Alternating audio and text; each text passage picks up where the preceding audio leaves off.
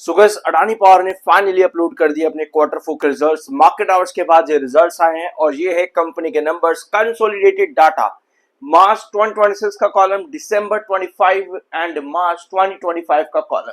शुरुआत करते हैं कंपनी के टोटल इनकम से। वीडियो के आखिर में हम चार्ट भी देखेंगे, तो सब्सक्राइब जरूर कर देना।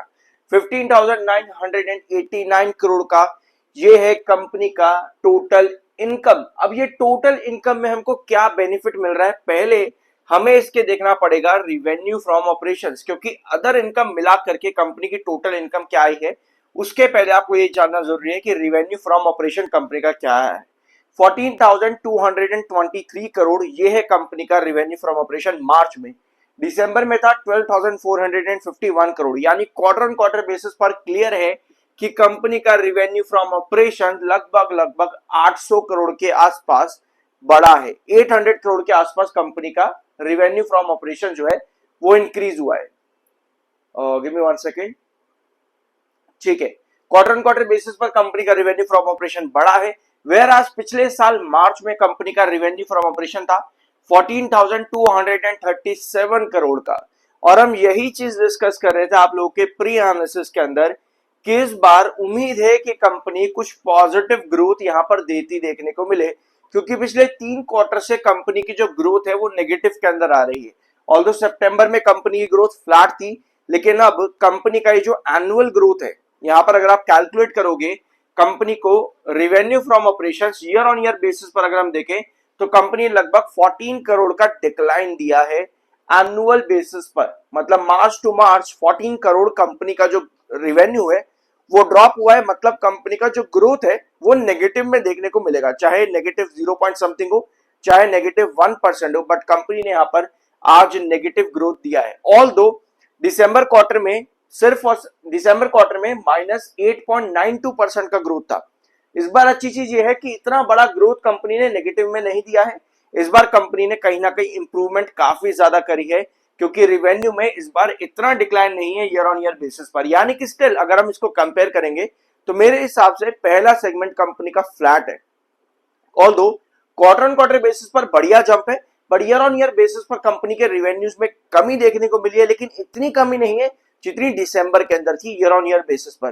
तो मेरे हिसाब से पहला सेगमेंट कंपनी का काफी हद तक बेहतर हुआ है दिसंबर के कंपैरिजन में। और अदर इनकम कंपनी की आई है इस बार मार्च में 1766 करोड़ की, जो कि पिछले साल मार्च में 298 करोड़ की थी। यानी कि अदर इनकम मिला करके कंपनी की जो टोटल इनकम है 15,989 करोड़ की बन जाती है, जो कि पिछले साल मार्च में 14,535 करोड़ की थी। यानी कि अदर इनकम मिलाने के बाद कंपनी की total income year on year basis पर बढ़ रही है और क्वार्टर ऑन क्वार्टर बेसिस पर भी बढ़ रही है। तो अदर इनकम से कंपनी ने अच्छा खासा पैसा इस बार जनरेट किया है।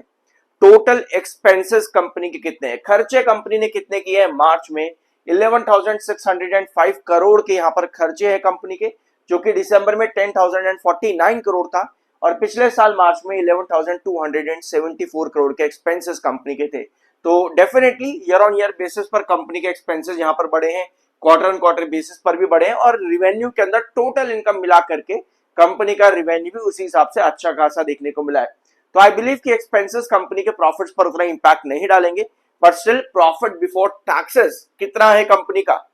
So yes, profit before taxes company का है 4,383 करोड़, जो कि पिछले साल मार्च में 3,261 करोड़ का था। यानी कि 800 और 300 लगभग 1122 करोड़ के आसपास कंपनी का इंक्रीज है। तो प्रॉफिट बिफोर टैक्सेस में ईयर ऑन ईयर बेसिस पर 1122 के आसपास। ठीक है, तो यहां पर कंपनी ने अच्छा इंप्रूवमेंट किया है। Whereas quarter on quarter basis पर कंपनी के जो प्रॉफिट बिफोर टैक्सेस है वो और भी ज्यादा बढ़ जाते हैं। यानी एक्सपेंसेस कंपनी के कहीं ना कहीं कंपेरेटिवली कम देखने को मिले हैं, जो कि अच्छी बात है। ठीक है, अब आते हैं कंपनी के नेट प्रॉफिट्स पर, यानी कि टैक्स एक्सपेंस काटने के बाद। और इस बार अच्छी चीज ये है कि टैक्स एक्सपेंस इस बार कंपनी का सिर्फ 112 करोड़ का है, जो कि पिछले साल मार्च में 662 करोड़ का था। तो इस बार कंपनी का टैक्स एक्सपेंस काफी कम है क्वार्टर ऑन क्वार्टर बेसिस पर भी, और इसका इंपैक्ट कंपनी के नेट प्रॉफिट पर सीधा देखने को मिल रहा है। 4,271 करोड़ का कंपनी का टोटल प्रॉफिट है टैक्सेस के बाद में मार्च 26 में। पिछले साल मार्च में 2599 करोड़ का कंपनी का प्रॉफिट था और दिसंबर में 2488 करोड़ का कंपनी का प्रॉफिट था। तो ये नंबर्स आपको कैसे लग रहे हैं? मेरे हिसाब से कंपनी ने बहुत बढ़िया इंप्रूवमेंट करा है। लगभग 64% के आसपास कंपनी ने ग्रो किया है अपने प्रॉफिट्स के अंदर एनुअल बेसिस पे, यानी कि ईयर ऑन ईयर बेसिस पे। और अगर आप दिसंबर में देखोगे भाई, यहां पर कंपनी खत्म कर देती है सारी बातें कंपनी ने यही खत्म कर दी, क्योंकि पिछले 4 क्वार्टर लगातार कंपनी का जो प्रॉफिट ग्रोथ है वो हर साल के बेसिस पर गिर रहा था, -19, -11, -13, -4। लेकिन इस बार कंपनी ने लगभग 64% का प्रॉफिट ग्रोथ जनरेट किया है एनुअल बेसिस पर। तो ये रिजल्ट्स कंपनी का बहुत बढ़िया बन जाता है, बहुत बढ़िया रिजल्ट है। ऑल्दो रेवेन्यू में कंपनी मेरे हिसाब से फ्लैट है, प्रॉफिट में कंपनी बहुत बढ़िया आई है। तो मेरे हिसाब से रिजल्ट कंपनी का एवरेज से काफी अच्छा है। ठीक है, रेवेन्यू थोड़ा सा फ्लैट चला गया वहां पे, बट प्रॉफिट्स में कंपनी ने बहुत बढ़िया काम किया है। इसके अलावा कंपनी ने एक अपडेट और जारी करा है, रीअपॉइंटमेंट ऑफ अनिल सरदाना। 11 जुलाई 2026 से इनकी रीअपॉइंटमेंट हो जाएगी और इसके साथ में एजीएम की डेट कंपनी ने 25 जून सेट करी है। 25 जून की कंपनी की एजीएम की डेट है। आपका क्या ओपिनियन है कंपनी के रिजल्ट्स आपको कैसे लगे? कमेंट बॉक्स में अपना ओपिनियन जरूर शेयर करना। 93 का एमएफआई जो कि थोड़ा सा बेरिश है, 88.3 का आपका आरएसआई, दोनों टेक्निकल्स बेरिश है। प्रॉफिट बुकिंग यहां पर आती है।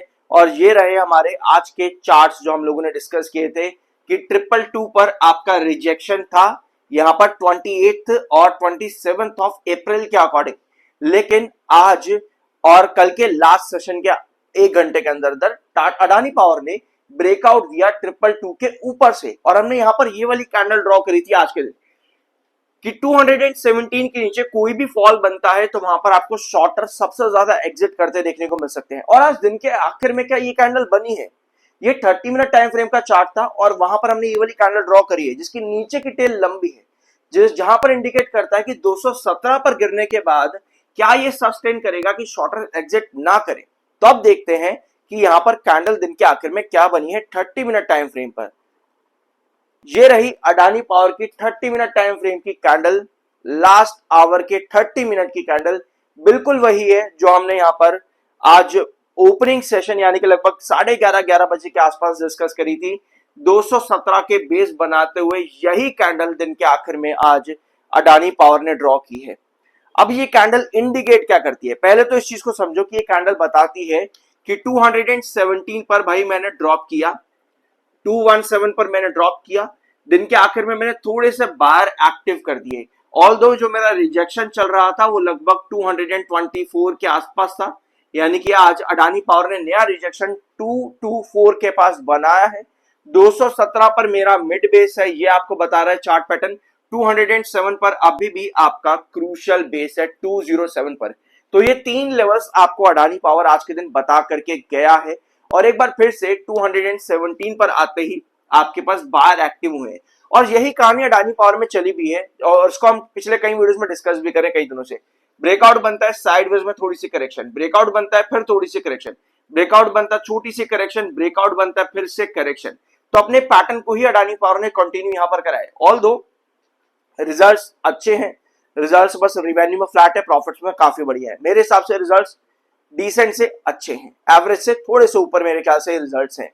ठीक है, तो यहां पर प्रॉफिट बुकिंग अगर आई है तो कहीं ना कहीं टेक्निकल पॉइंट ऑफ व्यू से दिन के आखिर में जो भी प्रॉफिट बुकिंग आई है वो टेक्निकल पॉइंट ऑफ व्यू से अच्छी चीज ये है कि 217 के ऊपर सस्टेन करा है, तो कहीं ना कहीं बायर जो है वो स्टिल बने रहे, यानी कि सेलर्स ने ज्यादा एग्जिट नहीं किया यहाँ पे।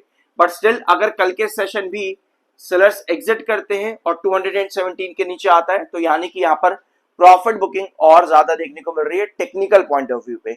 और वो जरूरी भी है, टेक्निकली स्टॉक का लॉन्ग टर्म के ऊपर, लॉन्ग टर्म के अंदर ब्रेकआउट बनाने के लिए, बड़े ब्रेकआउट बनाने के लिए टेक्निकली कूल डाउन होना बहुत ज्यादा जरूरी होता है। ये एक इंपॉर्टेंट फैक्टर है। अडानी पावर का चार्ट 217 पर जब पिछले हफ्ते के लास्ट सेशन आया था तब इसका एमएफआई 100 पर था और वो 207 तक की करेक्शन के अंदर एमएफआई 92 पे आया। तो टेक्निकली आप देख रहे हो कि कितनी करेक्शन की जरूरत पड़ी ताकि आप वापस से 217 को क्रॉस करो और आज 225 को टच करो। तो इस तरीके से टेक्निकल्स काम करते हैं और कहीं ना कहीं अगर ये प्रॉफिट बुकिंग आ जाए और ये कल कंटिन्यू होती है तो कहीं ना कहीं टेक्निकल्स कूल डाउन जितने हो जाएंगे 200 के प्राइस के ऊपर उतना ही पॉजिटिव है फर्दर और बढ़िया रिटर्न्स देने के लिए।